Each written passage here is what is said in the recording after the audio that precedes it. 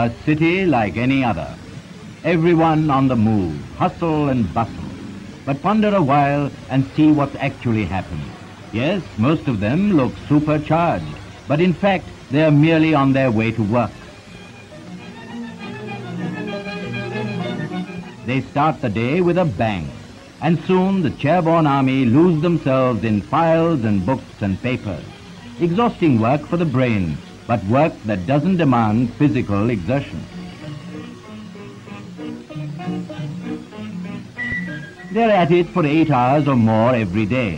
Files, books, papers, discussions and counter-arguments.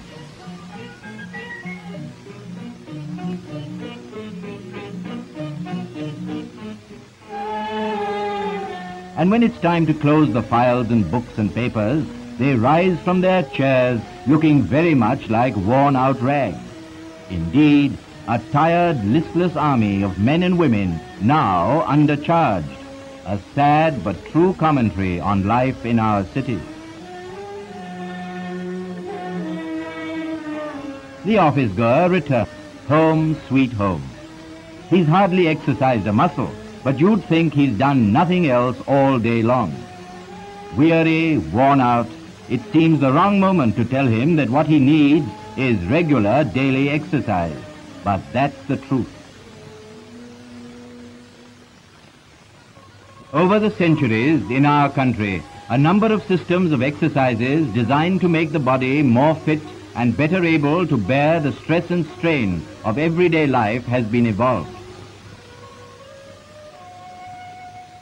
Our Indian exercises are simple in technique and easy to practice. They generally require little time and no accessories, and are suitable for all, young and old. The best time for exercise is in the morning, before breakfast. At this time, the vitality of the body is at its highest.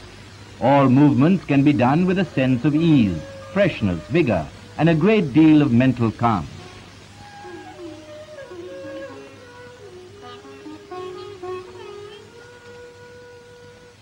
Of course, there is nothing like exercise in the open air.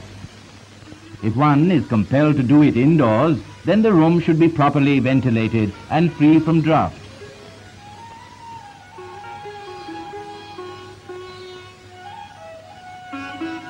Keep the body loosely clothed and exposed to the air as much as possible. Here are a few exercises and movements which will be useful. Breathing can be the starting point because it purifies the air in your lungs. And this is how it should be done. Nostrils should be closed and opened alternately in quick succession, breathing in and breathing out. The stomach should be inflated while inhaling and deflated while exhaling. Blood circulation increases. The body is toned up. Next, feet joined together, throw the head back. Turn the eyes upward. Inhale and exhale deeply, feeling the impact on the crown of the head.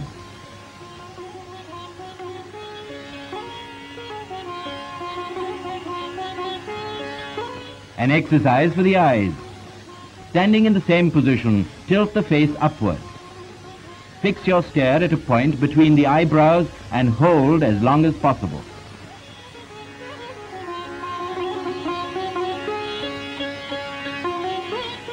There is an exercise for the cheeks also. Close your nostrils with your thumbs. Inhale deeply through the mouth. Then tilt your head forward. Blow out the cheeks. Hold the breath as long as possible. Repeat 4 to 5 times.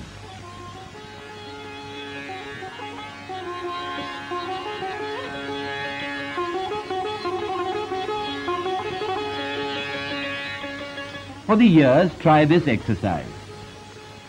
Plug the ears with your thumbs. Then with your fingers, close eyes and nostrils. Inhale deeply through the mouth. Tilt the head. Blow out the cheeks. Hold breath as long as possible. Then, holding the head straight, exhale slowly through the nose. Now the neck. While breathing in and out, inflating and deflating the abdomen, stretch the veins of the neck in quick, short jerks. Another exercise for the neck. Turn your head vigorously to the left and to the right.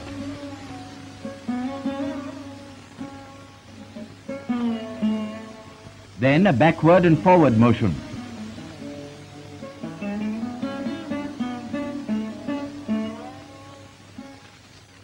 And finally, rotate the head from left to right.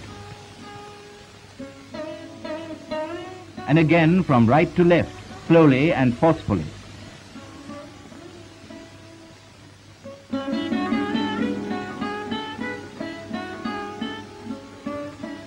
To develop the shoulders, stand erect, arms pressed to the sides, fists closed, inhale through the mouth, blow out the cheeks, tilt head, hold your breath, move shoulders up and down with force.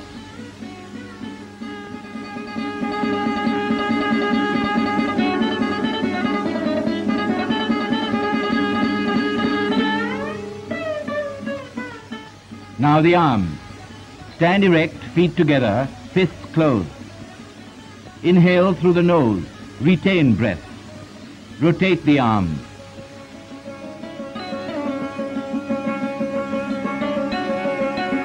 Exhale, inhale again.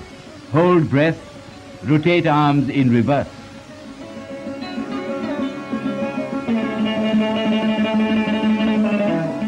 To exercise the wrists, hold arms straight in front. Move hands up and down with force.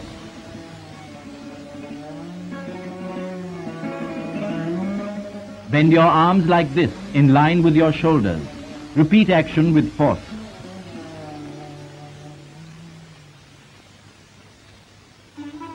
Repeat the same with closed fists.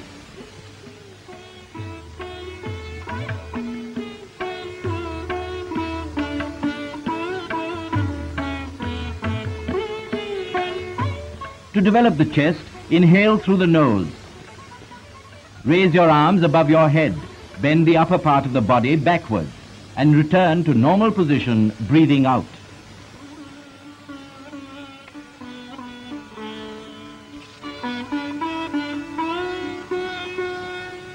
The abdomen. Inhaling through the nose, inflate the stomach fully and hold that position for as long as you can. Then, exhaling, deflate the stomach.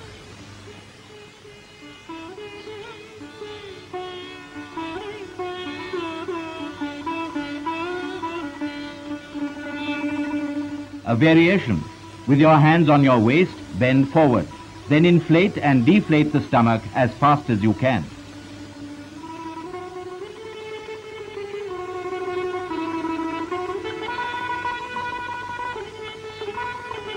Another exercise for the muscles of the abdomen, but it requires a lot of practice. If you can do it, it will be very useful.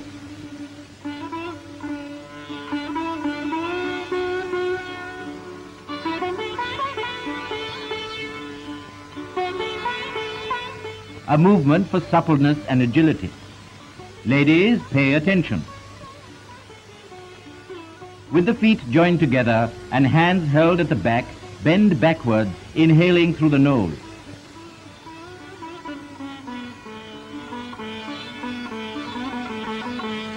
Returning to normal position, bend forward as much as possible, exhaling through the nose. Repeat complete process 5 times.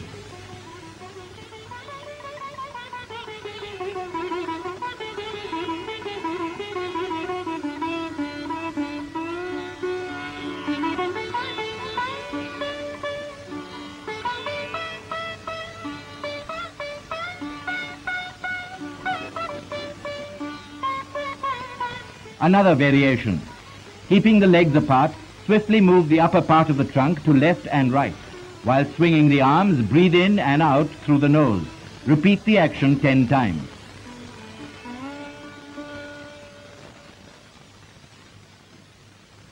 Are special exercises for the calves too. With your arms stretched forward, begin inhaling and lower yourself to a sitting position.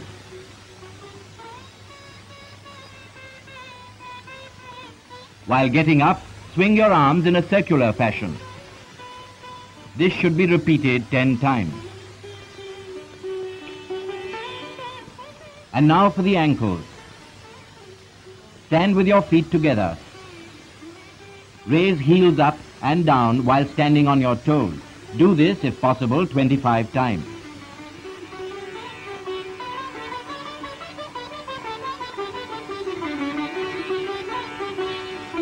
Then again, raising your foot about 9 inches from the ground, rotate your toes thrice, clockwise and anti-clockwise.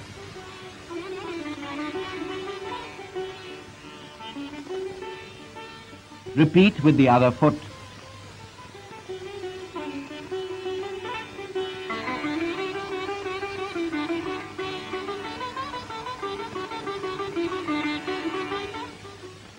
Unique to the Indian system of exercises are the asanas, or composite poses, each designed for exercising particular parts of the body.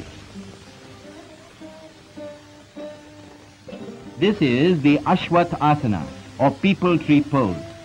Stand upright, raise the arms upwards, and move the right leg sideways at a right angle. Repeat with the other leg.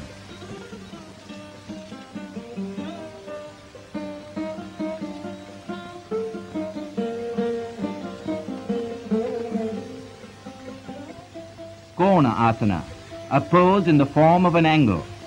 Feet spread out, arm raised, bend as far as you can on either side. No part of the body should bend forward or backward.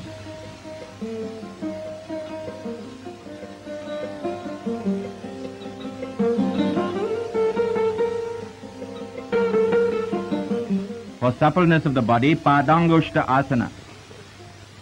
Get your whole body to rest on your toe like this. Thereafter, hold your waist with both hands. Keep the backbone and trunk upright. Sit motionless with a fixed gaze.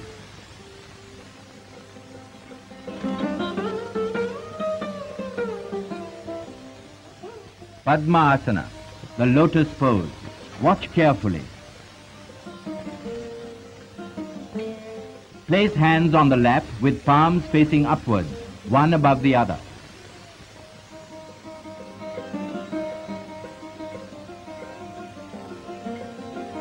The position of the hands can vary, either on the heels of both feet or on the knees.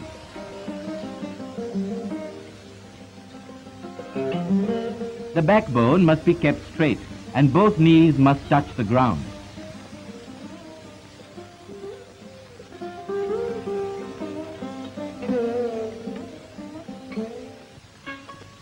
Yes, another exercise for the stomach. Ardhamatsyendra asana. Yes, it's complicated, but practice makes perfect.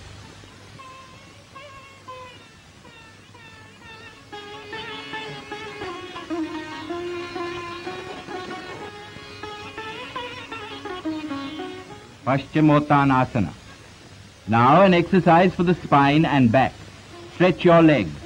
Catch hold of the toes, crossing your hands. Then bend forward as far as possible. Hold this position as long as you can.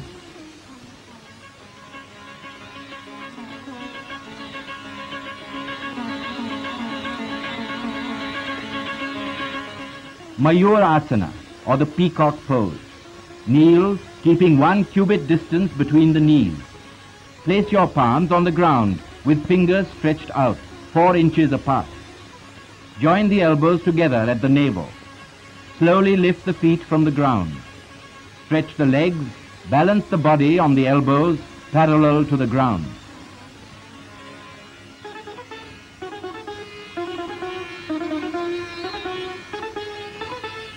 Now to help the abdominal muscles. Lying on your stomach, lift up your legs with your hands. Hold them tight and pull them towards you as far as possible. Maintain this position for as long as you can.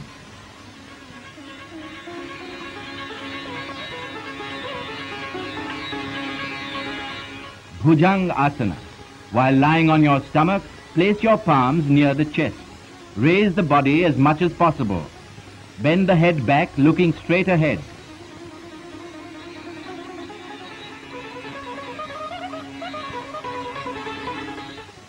Sarvanga asana. And now a pose for exercising the whole body and improving blood circulation.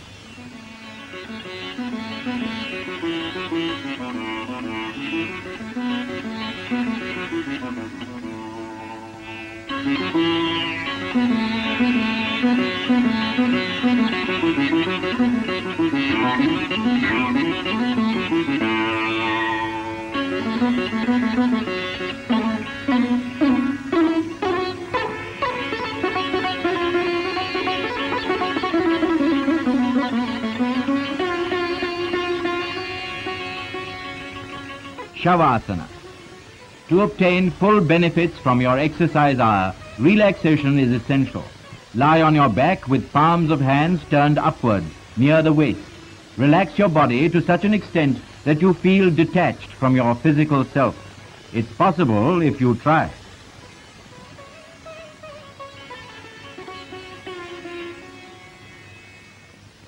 And finally, a pose which helps breathing, pranayama. Close one nostril with your hand, breathing in with the other. Then close both nostrils and tilt the head down, holding this position for as long as possible.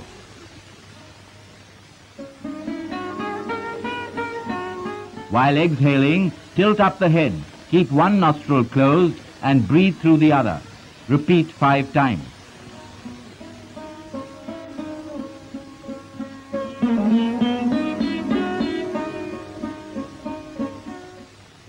Breathing exercises should generally precede and follow the day's physical training. These exercises have an advantage. They can be done without unnecessary exertion and without much fatigue. However, they should be practiced only by persons in normal health. Otherwise, proper guidance is necessary. For us, living the intense life of the 20th century, health is a vital commodity. And here is a better way to it.